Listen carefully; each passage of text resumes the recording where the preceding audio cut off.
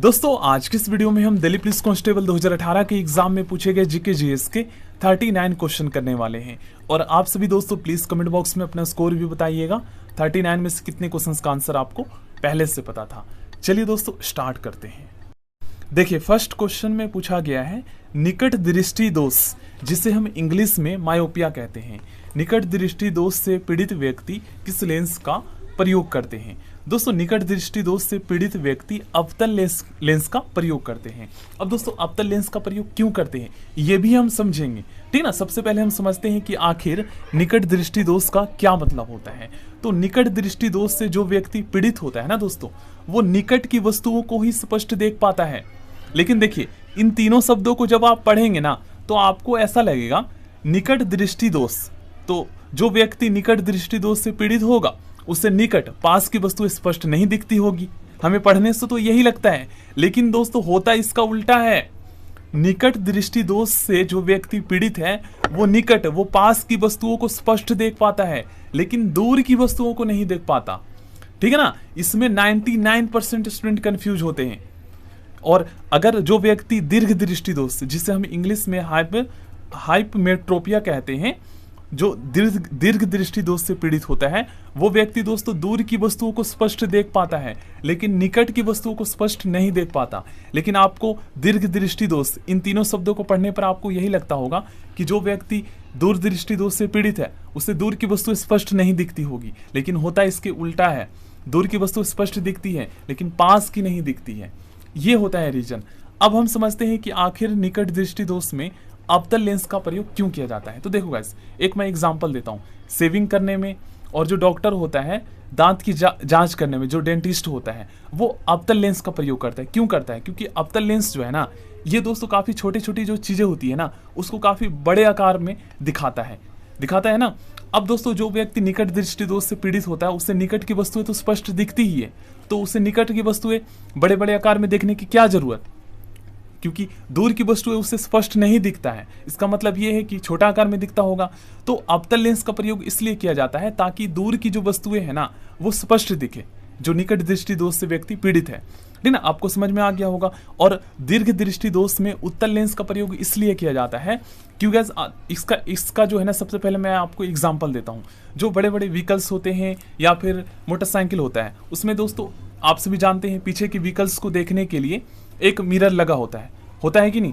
तो उसमें दोस्तों क्या है, उत्तल लेंस की क्या विशेषता होती है? पीछे से आ रही बड़ी बड़ी जो व्हीकल्स होती है उसको काफी छोटे आकार में दिखाता है। अब दोस्तों जो हाइपरमेट्रोपिया, जो दीर्घ दृष्टि दोष से पीड़ित व्यक्ति होता है, उसे तो दूर की वस्तु स्पष्ट दिखती ही है, तो उसे दूर की वस्तुएं देखने की क्या जरूरत, उसे पास की वस्तुएं देखना है। तो पास की वस्तुएं तो आप सभी जानते हैं दोस्तों पास की जो वस्तुएं होती है वो बड़ी बड़ी होती हैं। तो मिरर जो लेंस होगा, जो उसका जो चश्मा लगाएगा व्यक्ति, तो उसके लेंस में जो है ना छोटा छोटा दिखना चाहिए ना पास की वस्तुएं, क्योंकि उत्तल लेंस तो क्या करता है, दूर की वस्तुओं को काफी छोटा छोटा कर देता है। तो इसीलिए जो है उत्तल लेंस का प्रयोग किया जाता है दीर्घ दृष्टि दोष में। देखिए चाहे वस्तु पास में हो या दूर में हो, उत्तल लेंस क्या करता है, मतलब बड़ी बड़ी जो वस्तुएं होती है उसे काफी छोटे आकार में दिखाता है, ठीक ना। आपको समझ में आ गया होगा। सेकंड क्वेश्चन में पूछा गया है तापमान की वृद्धि से ध्वनि की गति पर क्या प्रभाव पड़ेगा। दोस्तों तापमान जब बढ़ता है ना तो ध्वनि की गति में वृद्धि होता है, और तापमान जब घटता है ना तो ध्वनि की वृद्धि में जो है कमी होता है। इस तरीके से आप लोग समझ सकते हैं। नेक्स्ट क्वेश्चन, अनॉक्सियस श्वसन की क्रिया कब होती है? ये दोस्तों ऑक्सीजन की अनुपस्थिति में होता है, ठीक है ना। चलिए, और इसमें क्या बनता है, लैक्टिक अम्ल बनता है। नेक्स्ट क्वेश्चन नंबर 4 का सही आंसर होगा 52 संख्या होती है, ठीक है ना। हमारे शरीर का सबसे बड़ा अंग कौन है? दोस्तों हमारे शरीर का सबसे बड़ा अंग हमारा स्किन होता है, त्वचा होता है। और अगर आपसे पूछा जाए कि शरीर की सबसे बड़ी ग्रंथि कौन सी है, तो इसका सही आंसर होगा लीवर, यकृत, ठीक ना। चलिए नेक्स्ट क्वेश्चन, पानी का बर्फ में परिवर्तन किसके अंतर्गत आता है? आप सभी जानते हैं दोस्तों भौतिक परिवर्तन में आता है। अब दोस्तों भौतिक परिवर्तन को आप लोग 2 एग्जाम्पल के माध्यम से समझ सकते हैं। जैसे भौतिक परिवर्तन में क्या होता है ना, अगर कोई वस्तु एक अवस्था से दूसरी अवस्था में चेंज हो गया है तो आप उसको उसी अवस्था में ला सकते हैं। जैसे मान लीजिए बर्फ पानी में बन गया है तो पिघल कर, तो पानी को फिर से आप बर्फ में चेंज कर सकते हैं टेम्परेचर के अकॉर्डिंग।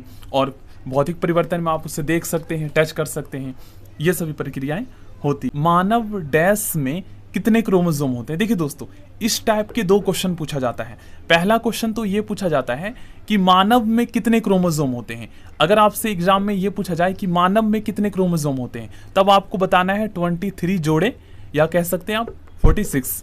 लेकिन अगर आपसे पूछा जाए दोस्तों मानव डैश में कितने क्रोमोसोम होते हैं, तब आपको बताना है दोस्तों कितना, 23 बताना है। ठीक ना, याद कर लीजिएगा। चलिए क्वेश्चन नंबर 8 करते हैं। बुझे हुए चूने का रासायनिक नाम क्या है। दोस्तों बुझे हुए चूने का रासायनिक नाम कैल्शियम हाइड्रोक्साइड होता है। विद्युत आवेश का एसआई मात्रा क्या है, मतलब इलेक्ट्रिक चार्ज को हम किस में मापते हैं, तो इलेक्ट्रिक चार्ज को दोस्तों हम कूलाम में मापते हैं, और विद्युत धारा को हम किस में मापते हैं, तो एम्पियर में मापते हैं।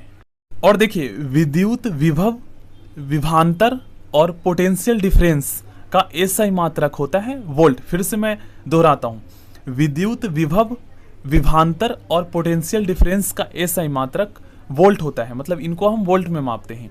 और दोस्तों टेम्परेचर का एसआई मात्रक केल्विन होता है। इन चारों को याद कर ले। तापमान की एसआई इकाई केल्विन होता है।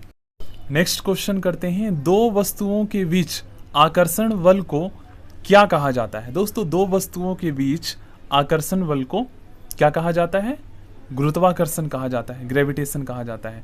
किसी भी पदार्थ के 1 मोल में मौजूद कणों की संख्या कितनी होती है। सही आंसर होगा दोस्तों ऑप्शन ए। नेक्स्ट क्वेश्चन, किसी वस्तु का संवेग, मोमेंटम किस बात पर निर्भर करता है, ठीक ना, किस पर निर्भर करता है, तो इसका सही आंसर होगा दोस्तों द्रव्यमान एवं वेग पर, ठीक ना। चलिए नेक्स्ट क्वेश्चन करते हैं। 13 में पूछा गया है हाइपरमेट्रोपिया से पीड़ित व्यक्ति किसका प्रयोग करता है, तो उत्तल लेंस का प्रयोग करता है, और निकट दृष्टि दोष से पीड़ित व्यक्ति अवतल लेंस का प्रयोग करता है। आधुनिक आवर्त सारणी में अंतिम उपधातु कौन है। दोस्तों आधुनिक आवर्त सारणी में अंतिम उपधातु का सही आंसर ऑप्शन सी होगा। नेक्स्ट क्वेश्चन करते हैं। 15 में पूछा गया है खारे पानी में पैदा होने वाले पौधे को क्या कहा जाता है। सही आंसर होगा हेलोफाइटा, ऑप्शन ए। नेक्स्ट क्वेश्चन, चमगादड़ रास्ते में आने वाली बाधाओं का पता लगाने के लिए किसका प्रयोग करता है, तो चमगादड़ दोस्तों परश्रव्य तरंगे का प्रयोग करता है। क्वेश्चन नंबर 17 में पूछा गया है स्पायरोगायरा और प्लेनेरिया में किस प्रकार का जनन होता है, तो इसका सही आंसर होगा दोस्तों पुनर्जनन, ठीक ना। चलिए नेक्स्ट क्वेश्चन करते हैं। नेक्स्ट क्वेश्चन में पूछा गया है आधुनिक आवर्त सारणी में 4 एवं 5 आवर्त में से प्रत्येक में कितने उपधातु होते हैं। इसका सही आंसर होगा दोस्तों 2 उपधातु होते हैं, ठीक ना। मॉडर्न पीरियोडिक टेबल में 4 एवं 5 जो पीरियड है में से प्रत्येक में कितने उपधातु होते हैं, तो सही आंसर होगा 2 उपधातु होते हैं। नेक्स्ट क्वेश्चन में पूछा गया है राइजोमस मशरूम किस प्रकार से जनन करते हैं, सही आंसर होगा विजाणु जनन। नेक्स्ट क्वेश्चन, सबसे अधिक तन्य धातु कौन है जिसे काफी लंबा खींचा जा सकता है, तो इसका सही आंसर होगा दोस्तों सोना, ऑप्शन डी इसका सही आंसर होगा। चलिए नेक्स्ट क्वेश्चन करते हैं। कैल्शियम ऑक्साइड का आणविक सूत्र क्या है, सही आंसर होगा दोस्तों CaO, ऑप्शन बी इसका सही आंसर होगा, ठीक है ना। यहाँ पर टैपिंग में मिस्टेक हुआ है, बी कर लीजिएगा, ऑप्शन बी।